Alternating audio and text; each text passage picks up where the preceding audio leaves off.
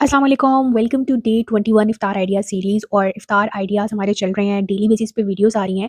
तो आज हम लोग जो हैं वो आलू के नान बना रहे हैं और ये बहुत मज़े के बाज़ार से बहुत अच्छे और बहुत सॉफ्ट से आलू के नान जो आप घर पे बना सकते हैं। तो चलें इसके लिए सबसे पहले हम इसकी डो रेडी कर लेते हैं। इसके लिए मैंने 3 कप मैदा ले लिया है, उसमें मैंने 1 चम्मच जो था वो भर के चीनी का ऐड कर दिया है और 1 पैकेट जो है वो यीस्ट का ऐड कर दिया है, 1 अंडा ऐड कर दिया, थोड़ा-सा नमक ऐड कर दिया।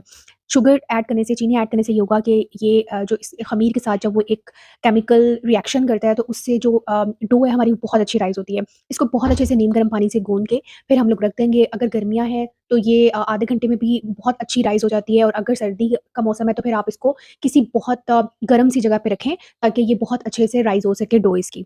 देन उसके बाद फिर आलू का जो मिक्सचर है वो हम रेडी कर लेते हैं। वो जिस तरह आपको पसंद है उस तरीके से सिंपल इंग्रीडिएंट्स ऐड करके आप आलू का मिक्सचर ऐड कर सकते हैं। उसके बाद एक बड़ा पेड़ा लेंगे हम लोग और उसमें हम लोग उसको थोड़ा-सा बेल के और एक पेड़ा बनाने के लिए उसमें हम आलू का जो मिक्सचर है उसको रखेंगे और प्रॉपर एक अच्छा-सा पेड़ा-सा बना के देन उसको हल्के हाथों से बेल लेंगे। उसके बाद आप ये देख सकते हैं कि हाथ से उँगलियों के निशान से आपने इस तरीके से जो है इसको मार्क कर लेना है। देन फिर उसके बाद एक कांटा लेना है, उससे आपने मार्क कर लेना है और एंड पे इसको ओवन में रखने से पहले आपने मिल्क लेके उससे इसको ब्रश कर देना है और उसके ऊपर कलौंजी जो कि बहुत खूबसूरत लगती है, वो ऐड कर देनी है। आप चाहें तो काले तिल भी ऐड कर सकते हैं लेकिन कलौंजी ज़रा ज़्यादा अच्छा लगता है।